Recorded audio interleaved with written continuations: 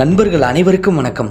நமது சேனலில் இன்னைக்கு 251வது எபிசோடாக எங்கு நடந்த ஒரு சம்பவத்தை பற்றி பார்க்க போகிறோம் அப்படின்னு சொல்லி பார்த்தோம் அப்படின்னா, திருநெல்வேலியில் இருந்து சரியாக ஒரு 35 கிலோமீட்டர் தள்ளி இருக்கக்கூடிய ஒரு சின்ன கிராமத்தில் செல்வமணி அப்படின்னு சொல்லக்கூடிய ஒரு ஆட்டோ ஓட்டுநர் இரவு நேரத்தில் சவாரியை முடிச்சுட்டு ரிட்டன் வீட்டுக்கு வரலாம் அப்படின்னு சொல்லிட்டு அந்த கிராமத்து வழிச்சாலையில் வரும்போது அவருக்கு நடந்த ஒரு அதிபயங்கர அமானுஷிய சம்பவத்தை தான் நாம் இன்னைக்கு 251வது எபிசோடாக நமது சேனலில் பார்க்க போகிறோம்.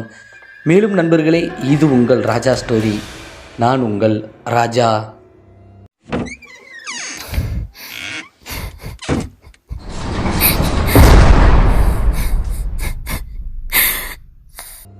மேலும் நண்பர்களே, இந்த வீடியோ உங்களுக்கு பிடிச்சிருந்துச்சுன்னா மறக்காமல் இந்த வீடியோக்கு ஒரு லைக் போட்டுட்டு உங்கள் நண்பர்களுக்கும் இந்த வீடியோவை ஷேர் பண்ணி நம்ம ராஜா ஸ்டோரி சேனல் வளர்ச்சிக்கு பேர் உதவியாக இருங்கள் என் நண்பர்களே. மேலும் உங்கள் வாழ்விலோ இல்லை உங்களுக்கு தெரிந்த ஒரு சில நபர்களின் வாழ்விலோ இது போன்று ஏதாவது மறக்க முடியாத அதிபயங்கர அமானுஷிய சம்பவங்கள் நடந்திருந்தால் டிஸ்பிளேயில் காட்டப்படக்கூடிய இந்த ராஜா ஸ்டோரி அப்படிங்கக்கூடிய என்னுடைய வாட்ஸ்அப் எண்ணிற்கு ஒரு வாய்ஸ் மெசேஜாக கூட அனுப்புங்க நண்பர்களே. கண்டிப்பாக நமது சேனலில் அது ஒளிபரப்பப்படும் அப்படிங்கிறதையும் தெரியப்படுத்திக்கிறேன். மேலும் இப்போ வரை நீங்கள் நமது சேனலை சப்ஸ்கிரைப் பண்ணாமல் தான் பார்க்குறீங்க அப்படின்னா மறக்காமல் சப்ஸ்கிரைப் பண்ணி வச்சுட்டு பக்கத்தில் இருக்கக்கூடிய ஆல் அப்படிங்கிற பெல் பட்டனையும் அழுத்தி வச்சுக்கிட்டிங்கன்னா நாம் வீடியோ போட்ட உடனுக்குடன் உங்களுக்கு வந்துவிடும் அப்படிங்கிறதையும் தெரியப்படுத்திக்கிறேன் நண்பர்களே. மேலும் வாங்க நண்பர்களே, இன்னைக்கான அந்த அதிபயங்கர அமானுஷிய சம்பவத்துக்குள்ளே நாம் போகலாம்.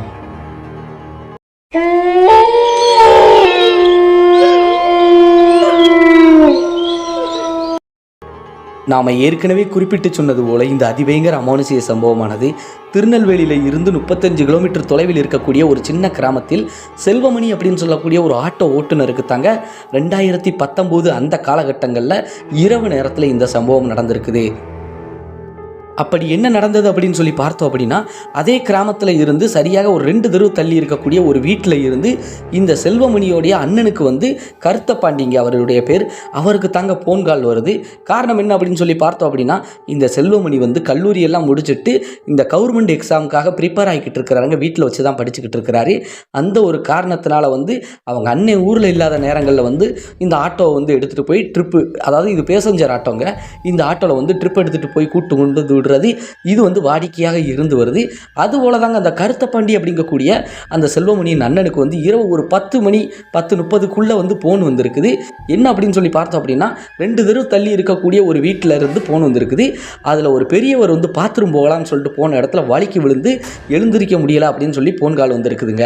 அதனால் உடனடியாக ஹாஸ்பிட்டல் கூட்டு போகணும் அப்படின்னு சொன்னதன் அடிப்படையில் நான் வெளியூரில் இருக்கிறேன், இன்னொரு ஆஃபருக்காக லோடு வண்டியில் வந்துட்டேன். அதாவது லோடு ஆட்டோவும் இருக்குது, பேசஞ்சர் ஆட்டோ 2 வண்டி இருக்குதுங்க.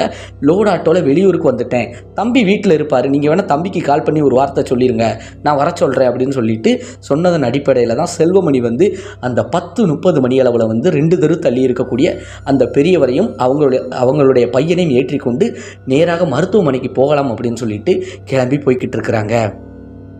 அப்படி போய்கிட்டு இருக்கக்கூடிய அந்த வழிபாதையில் இரவு நேரத்தில் லேசாக மழை பொழிவும், அதாவது மழைச்சாரலும் இருந்துக்கிட்டு இருக்குதுங்க. அதோடு தான் அப்படியே போய்கிட்டு இருக்கிறாங்க. அப்படி போய்கிட்டு இருக்கும்போது அந்த பெரியவர் என்ன சொல்கிறார் அப்படின்னு சொல்லி பார்த்தோம்னா, என்னால் சரியாக காலை நகட்டக்கூட முடியலை, அதனால் எலும்பு முறிவாக தான் இருக்கும்னு நினைக்கிறேன். பக்கத்தில் ஏதாவது மக்காளி அப்படின்னா இந்த நாட்டு வைத்தியம் பார்க்கக்கூடிய நபருங்க, ஒரு 4-5 கிராமம் தள்ளி இருக்கக்கூடிய ஒரு மக்காளிகிட்ட தான் கூட்டு போக சொல்கிறாங்க. ஆனால் இருந்தாலும் அந்த பெரியவருடைய பையன் என்ன சொல்கிறாங்க அப்படின்னா, இல்லைப்பா ஹாஸ்பிட்டல் போயிடுவோம், உங்களுக்கோ வயசாகி போச்சு, மேலும் மக்காளிட்ட அந்த நாட்டு வைத்தியத்தை கூட்டு போனால் ரொம்ப வேதனையாக இருக்கும், பேசாமல் ஹாஸ்பிட்டலே போயிடலாம் அப்படின்னு சொல்லிட்டு முடிவெடுத்து வண்டி ஹாஸ்பிட்டலை நோக்கி போய்கிட்டு இருக்குது. இவங்க கிராமத்தில் இருந்து சரியாக ஹாஸ்பிட்டல் எவ்வளவு தூரம் அப்படின்னு சொல்லி பார்த்தோம்னா ஒரு 20 to 22 கிலோமீட்டர் வரைக்கும் வரும் அப்படின்னு சொல்லியிருக்கிறாங்க.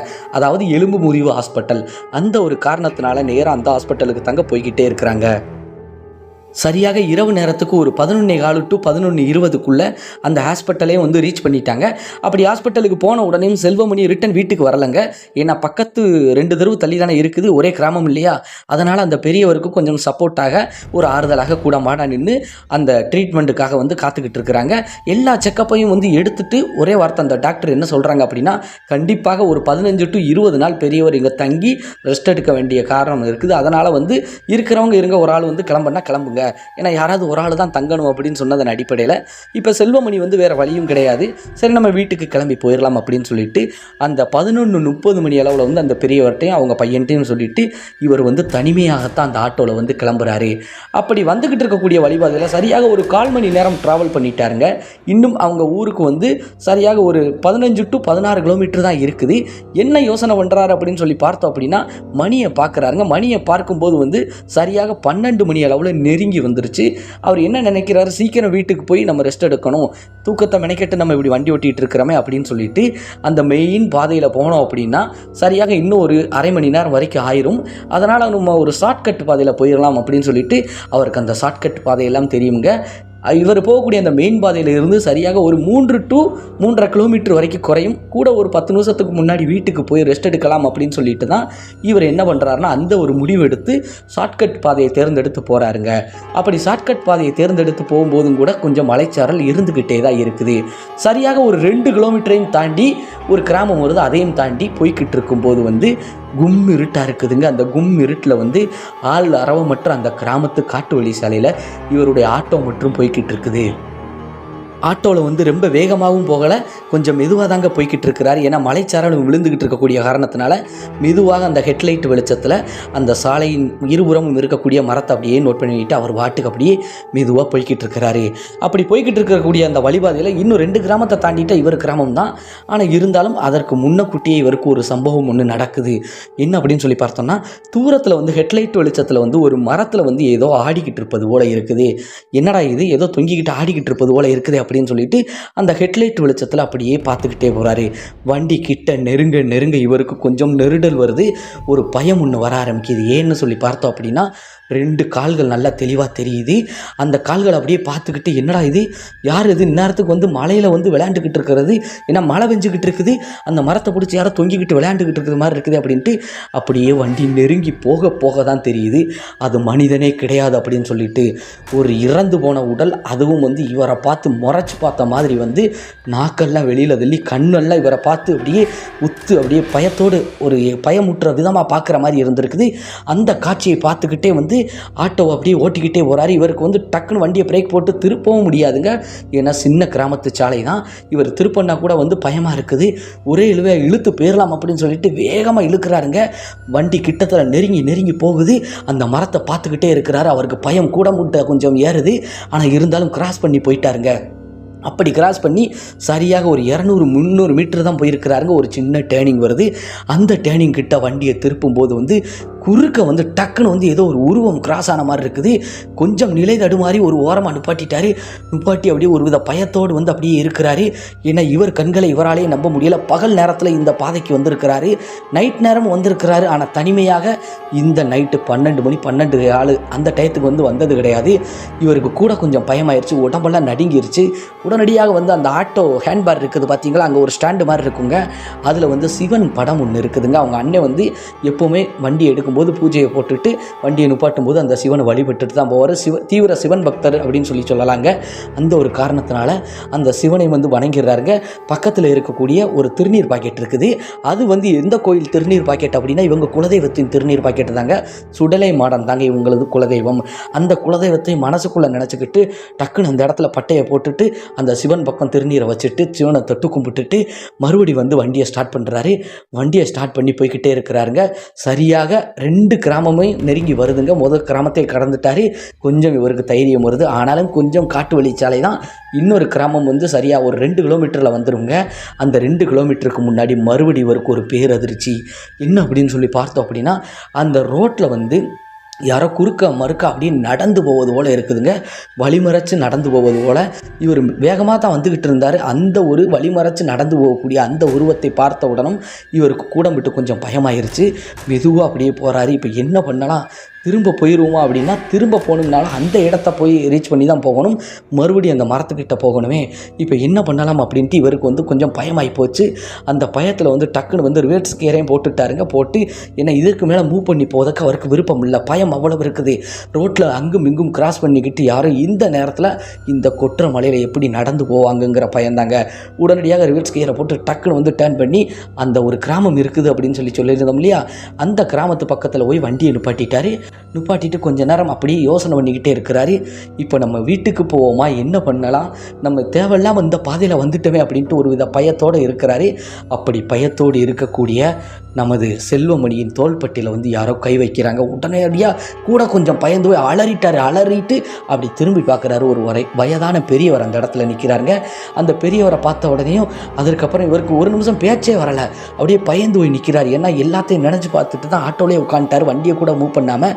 இப்போ அந்த பெரியவர் வந்து தோள்பட்டியில் கை வச்சுட்டு, என்னப்பா தம்பி இங்கே நிற்கிற, எதுவும் ஆப்பருக்கு வந்தியா தம்பி அப்படிங்கும்போது, அதற்கப்புறம் கொஞ்சம் மனுஷன்தான் அப்படிங்கிறத கன்ஃபார்ம் பண்ணிவிட்டு ஆட்டோ விட்டு கொஞ்சம் கீழே இறங்கி அவர் கையை பிடிச்சிக்கிட்டு, ஐயா எனக்கு இந்த மாதிரியெல்லாம் வழிபாதையில் நடந்துருச்சு, என் ஊர் இந்த கிராமத்தை தாண்டி இருக்கக்கூடிய இன்னொரு கிராமம் தான், ஊர் பேரை சொல்லும்போது, அடியாத்தி அந்த ஊர் பையனாப்பா நீயே, உங்கள் அண்ணன் தானேப்பா ஆட்டோ டிரைவர் அப்படிங்கும்போது, ஏன்னா விவரத்தை சொல்லியாச்சு இந்த குடும்பத்தை சார்ந்த நபர் அப்படின்ட்டு. ஆமாம் எங்கள் அண்ணன் வந்து ஊரில் இல்லை, வெளியூர் போயிருக்காப்புல, அந்த ஒரு காரணத்தினால தான் நான் ஆட்டோ எடுத்துகிட்டு வந்தேன், ஒத்தைக்கு வர வேண்டிய சூழ்நிலை, இந்த பாதையில் வந்துட்டேன் நான் அப்படிங்கும்போது, இந்த பாதையில் ஏன்ப்பா வந்த, பெரும்பாலும் நம்ம கிராமத்து பாதையில் வரலாம், அது கொஞ்சம் முன்ன பின்ன வந்துக்கணும்ப்பா, லேட்டாக மட்டும் வரக்கூடாது, இந்த மாதிரி அன் டைமில் வரக்கூடாதுப்பா, சரி இப்போ நீ என்ன பண்ண போகிற அப்படின்னு கேட்கும்போது வந்து, ஐயா எனக்கு ஒன்று யாராவது என்னை கொண்டு வந்து விட்டுட்டா தாவலை, எனக்கு அவ்வளோ பயமாக இருக்குது, இல்லை அப்படின்னா என்னை இன்னைக்கு ஒரு பொழுது விடியத வரைக்கும் இங்கே தங்க விட்டுருங்க, வீட்டுக்கு கூட நான் கால் பண்ணி சொல்லிடுறேன் அப்படிங்கும்போது வந்து, சரிப்பா வீட்டிலேருந்து யாரையாவது வர சொல்ல வேண்டியதான் அப்படிங்கும்போது, வேண்டாம் சாமி வேண்டாங்க ஐயா, ஏன்னா அந்த வழிபாதையில் தான் வர வேண்டிய சூழ்நிலை இருக்குது, இந்த வழிபாதையில் வரும்போது அவங்களுக்கு எதுவும் ஒன்று கிடக்கும், ஒன்று ஆயிடக்கூடாது அப்படிங்கும்போது, சரிப்பா நீ கவலைப்படாத, நான் வாரேன் ஆட்டோவில் ஏறுறேன், நீ வாப்பா நான் உன்னை கொண்டு போய் விடுறேன் அப்படிங்கும்போது, ஐயா ரிட்டன் உங்களை வேற கொண்டு வந்து விடணுமே அப்படிங்கும்போது, ஒன்றும் பிரச்சனை இல்லைப்பா நான் பார்த்துக்கிறேன்ப்பா, நான் வந்துக்கிறேன், நீ எடுப்பா வண்டி அப்படின்னு சொல்லிட்டு ஆட்டோவுக்கு பின்னாடி ஏறி உட்காந்துருக்காரு. அப்படி ஏறி உட்கார்ந்த உடனே ஆட்டோவை மெதுவாக அப்படியே ஸ்டார்ட் பண்ணி மெல்லமாக வண்டி போய்கிட்டே இருக்குது. போகும்போது தான் இவர் ஒரு விஷயத்தை நோட் பண்ணுறாரு. என்ன அப்படின்னு சொல்லி பார்த்தோம்னா, வண்டி ஃபுல்லாக வந்து திருநீர் மனம், அப்படி ஜவ்வாது வாசனை மாதிரி இருந்திருக்குது. இவருக்கு உடம்பே பூரிப்பாக இருந்திருக்குது. ஏன்னா அவ்வளவு தைரியமாகவும் இருக்குது, பூரிப்பாக இருக்குது உடம்புக்கு. ஆனால் இருந்தாலும் வந்து வண்டியில் ஆட்டோவில் வந்து அவங்க அண்ணன் சந்தனம் குங்குமம் எல்லாமே வச்சுருப்பார் இல்லையா, அந்த ஸ்மெல் அப்படின்னு சொல்லிட்டு அந்த வாசனை தான் இப்படி அடிக்குது அப்படின்னு சொல்லிட்டு ஆட்டோவையும் வந்து அப்படியே ஓட்டிக்கிட்டு போகிறாரு.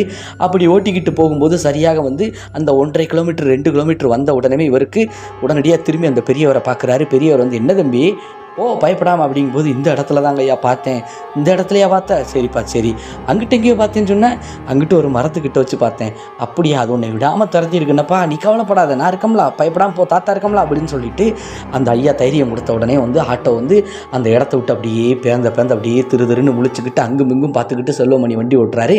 அப்போ அந்த பெரியவர் கூட சொல்கிறாரு, தம்பி வண்டி ஓட்டும் போது கவனத்தை அங்கே எங்கே வைக்கக்கூடாது, திடீர்னு நாய் நரி எதுவும் குறுக்க வந்துருச்சுன்னா என்ன செய்ய, பயந்து போய் நீ வண்டியை என்கிட்ட விட்டுருவல்ல, அதனால் வந்து எங்கிட்டும் பார்க்காம நீ வாட்டுக்கு போப்பா அப்படின்னு சொல்லியிருக்கிறாரு. சரின்னு சொல்லிட்டு இந்த பெரியவர் பேச்சை கட்டு நேராக வந்தாச்சு.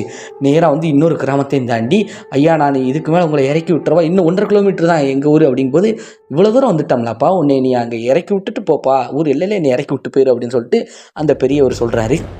செல்வமணி கூட கேட்குறாரு, என்னங்க ஐயா உங்களை இறக்கி விட்டா நீங்கள் எப்படி போவீங்க, நான் போய்க்கிடுவோம்ப்பா, நான் எதுக்கும் பயப்பட மாட்டேன்ப்பா, நீ போப்பா அப்படின்னு சொல்லிட்டு வண்டியை மறுபடி வந்து கொஞ்சம் முறுக்கி ஓட்டுறாரு. ஏன்னா ரொம்ப லேட் ஆகிடக்கூடாது, அந்த பெரியவர் வேறு பாவம் கிராமத்துக்கு வேறு போகணுமே அப்படின்ட்டு. சரின்னு சொல்லிட்டு வேகமாக போகிறாங்க. ஊர் பக்கத்துக்கிட்ட வந்த உடனேயுமே அந்த பெரியவர் வண்டியை நிப்பாட்ட சொல்கிறாரு. ஐயா வீட்டுக்கு வாங்க, நைட்டு கூட எங்கள் வீட்டில் கூட தங்கிடுங்க, நீங்கள் சாப்பிட்டீங்களா எப்படிங்கய்யா அப்படிங்கும்போது, நான்லாம் சாப்பிட்டுட்டேன்ப்பா, நீ வீட்டுக்கு போய் நிம்மதியாக சாப்பிட்டுட்டு தூங்கு அப்படின்னு சொல்லும்போது, சரி சாமி நான் வாரேங்கய்யா அப்படின்னு சொல்லிட்டு இவரும் வந்து வண்டியை வந்து நிப்பாட்டி இருக்கிறார். அந்த பெரியவரும் இறங்கி, நான் போயிட்டு வரந்தவி பார்த்து போயிட்டு வாயா அப்படின்னு சொல்லிட்டு இந்த பெரியவரும் நடந்து வந்த பாதையை நோக்கி போகிறாரு. ஆட்டோவை இப்போ வந்து கொஞ்சம் டர்ன் பண்ணிவிட்டு அப்படியே அந்த கிராமத்துக்குள்ளே போகும்போது எட்டி திரும்பி பார்க்குறாரு. பாவம் பெரியவரை ஒத்தையில் விட்டுட்டு போகிறோமே, அங்கேருந்து இவ்வளோ தூரத்தை கூப்பிட்டு வந்துட்டோமே அப்படின்ட்டு திரும்பி பார்க்குறாரு. ஒரு கட்டத்துக்கு மேலே வந்து அந்த பெரியவர் எங்கேயுமே இல்லை. காரணம் என்னென்னா, அந்த தெருவிளக்கு வெளிச்சமும் இருக்குதுங்க. ஏன்னா இது 2019 தான் நடந்திருக்குது. தெருவிளக்கு வெளிச்சமெல்லாம் இருக்குது. ஒரு கட்டத்து வரைக்கும் அந்த பெரியவருக்கு தெரிஞ்சிருக்கிறார் கண்ணுக்கு. அதற்கப்புறம் அந்த பெரியவர் இல்லை. இவருக்கு ரொம்ப ஆச்சரியமாக போயிடுச்சு. ஏன்னா இவர் ரொம்ப தூரமும் போகல, ஒரு 50 மீட்டர் டு 100 மீட்டருக்குள்ளேயே தான் போயிருக்கிறார். அதனால் தெளிவாக தெரியும் அந்த போஸ்ட் லைட் வெளிச்சத்தில். இவருக்கு ரொம்ப ஆச்சரியமாயிருச்சு. சரி இருக்கட்டும் அப்படின்னு சொல்லிட்டு வண்டியை நேராக வீட்டுக்கிட்ட கொண்டு போய் விட்டுட்டு அந்நேரத்துக்கு போய் மணி 12:45 வரைக்கும் ஆயிடுச்சுங்க. அவ்வளோ நேரம் ஆகிப்போச்சு அங்கேயே. அதற்கப்புறம் வீட்டுக்குள்ளே நுழைஞ்சு வீட்டுக்குள்ளே போன உடனே வந்து அவங்க அம்மா இருந்திருக்கிறாங்க. செல்வமணிக்கு வந்து அப்பா கிடையாதுங்க, அவங்க அம்மா இருந்திருக்கிறாங்க. போன உடனே வந்து வண்டி சாவியை கொடுத்துட்டு போய் திருநீர் எடுத்து அப்படியே குத்து விளக்கு முன்னாடி எடுத்து பட்டையை போட்டுட்டு போய் படுக்க போயிருக்கிறாரு. ஏன்னா இரவு சாப்பிட்டுட்டு தான் இவர் வந்து போய் வந்திருக்கிறாரு. அதனால் சாப்பிடாமல் படுக்கிறாரு. பையனுடைய செயலை பார்த்து அவங்க அம்மா, என்ன தம்பி அப்படிங்கும்போது வந்து, அவர் சொல்லவே மனம் வரல, அவ்வளோ பயம் இருந்திருக்குது. ஆனால் இருந்தாலும் அவங்க அம்மா மல்லு கட்டி துருவி கேட்டிருக்கிறாங்க. ஏன்னா இந்நேரத்துக்கு வந்து பையன் என்றைக்கும் போயிட்டு டைமில் வந்ததில்லை, எதையும் பார்த்து பயந்துட்டானோ, அதனால தான் பட்டையை கிட்டே போட்டிருக்காரோ அப்படின்னு சொல்லிட்டு என்னை நெத்தி நிறையா திருநீரை வச்சுட்டாருங்க. அந்த ஒரு காரணத்தினால அவங்க அம்மா கேட்கும்போது வந்து நடந்த எல்லா விஷயத்தையும் சொல்லியாச்சு. சொல்லும்போது அந்த பெரியவரை பற்றியும் சொல்லியிருக்காங்க. அந்த பெரியவரை பற்றி சொல்லும்போது வந்து அவங்க அம்மாவுக்கு மெய் இழுத்துருச்சாங்க. காரணம் என்ன அப்படின்னு சொல்லி பார்த்தோம் அப்படின்னா, அந்த அம்மாவுக்கு வந்து ஒரு மாதிரி இருந்திருக்குது. அந்த 12 மணிக்கிட்ட பையன் இன்னும் போன பையன் ஆளக்கானுமே. ஏன்னா பெரிய பையன் வந்து கொஞ்சம் தைரியமான நபராக இருக்கிறாரு. அவர் வந்து பக்கத்து வீட்டில் தாங்க, இவங்க சொந்த வீடு தான், பக்கத்து வீட்டில் தான் இருக்கிறாரு. ஆனால் அவங்க வீட்டில் வந்து பிள்ளைங்க எல்லாமே இருக்கக்கூடிய காரணத்தினால இந்த பையனை ஒத்தையில் போடக்கூடாது அப்படின்னு சொல்லிட்டு தான் இந்த அம்மா மட்டும் இங்கே இருந்திருக்கிறாங்க. அப்போ நினைக்கும் போது பையன் ஒத்தைக்கு விட்டு வருவானே அப்படின்ட்டு அவங்க குலதெய்வமான அந்த சுடலை மாடனை அடிக்கடி நினச்சிக்கிட்டே தான் இருந்திருக்கிறாரு. சீக்கிரம் வரணும், நல்லபடியாக போயிட்டு வரணும். அந்த விபத்தான அந்த பெரியவர் கீழே வலிக்கு விழுந்தார்லையே, அந்த பெரியவர் எதுவும் ஆகக்கூடாதுன்னு சொல்லி அப்படியே சாமியை வேண்டிக்கிட்டே தான் இருந்திருக்குது. அந்த நேரத்தில் தான் இவருக்கு இந்த சம்பவம் நடந்திருக்குது. அவங்க அம்மாவுக்கு நல்லா தெளிவாக தெரிஞ்சுக்கிடுச்சு. ஏன்னா சவ்வாது வாடை, அந்த சந்தன வாடையெல்லாம் அடிச்சது அப்படின்னு சொல்லி சொல்கிறாங்க இல்லையா. இதெல்லாம் சொல்லும்போது வந்து அவங்க அம்மாவுக்கு பூரிச்சு போச்சு. அது நான் தான் வந்திருக்கேன் அப்படின்னு சொல்லி அந்த கடவுள் வந்து உறுதிப்படுத்தும் விதமாக வந்து எப்போவுமே வந்து மாலை போட்டிருப்பாங்களா அந்த குலதெய்வத்துக்கு, அந்த போட்டோவுக்கு. அப்படி இருக்கக்கூடிய அந்த போட்டோலேருந்து ஒரே ஒரு பூ மற்றும் கீழே வந்து விழுந்திருக்குதுங்க.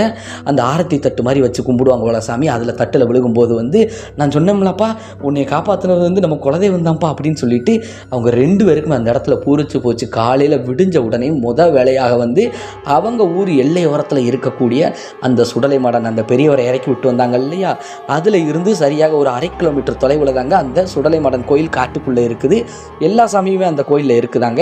இந்த சுடலை மாடன், வேட்டை கருப்பன், இதுபோல் வந்து காவல் தெய்வங்கள் எல்லாத்தையும் வச்சு தாங்க அந்த கோயிலில் வச்சு கும்பிடுறாங்க. வனப்பேச்சியம்மன், இப்படி எல்லா சாமியுமே இருக்குதுங்க. அப்படி அந்த இடத்துல போன உடனே வந்து பூசாரி வந்து இருக்கார். பூசாரியை வந்து கிட்டத்தட்ட வயசு வந்து அவருக்கு ஒரு 60 வயசு வரைக்கும் இருக்கும் அப்படின்னு தாங்க சொல்லியிருக்கிறாங்க. அந்த பெரிய சாமிகிட்ட போய் நடந்த எல்லா விஷயத்தையும், நைட்டு நடந்த எல்லா விஷயத்தையும் சொல்லும்போது அவரும் கொஞ்ச நேரம் தியானம் மாதிரி இருந்து பூ போட்டு பார்த்துட்டு வந்தது சாட்சாத் நம்ம குலதெய்வமான இந்த சுடலை மாடன் தான். ஐயா, உன்னை நல்ல முறைக்கு காப்பாற்றி கொடுத்துருக்கிறாரு. இனி இந்த மாதிரி நீ போகும்போது வந்து கொஞ்சம் கவனமாக போகணும், நம்ம ஐயாவோட திருநீரை கையில் வச்சுக்கப்போன்னு சொல்லிட்டு அந்த சாமியாரும் வந்து அந்த பூசாரியும் வந்து அருள்வாக்கு மாதிரி எல்லாம் சொல்லி முடிச்சுட்டு, அதற்கப்புறம் அந்த சுடலை மாடனுக்கு வந்து ஒரு சில பூஜைகளெல்லாம் செஞ்சு முடிச்சுட்டு பிரசாதங்கள் எல்லாமே வழங்கி கொடுத்துருக்குறாங்க. அதெல்லாம் வாங்கிட்டு ரொம்ப மனநிறைவோட மகிழ்ச்சியோடு வந்திருக்கிறாங்க. அவருக்கு அந்த பேய் பயம் வந்ததை விட அந்த சாமியை பார்த்துட்டோமே அப்படிங்கிற ஒரு சந்தோஷம் தான் ரொம்ப இருந்திருக்குது. மகிழ்ச்சியாக இருந்திருக்கிறார் அவர்.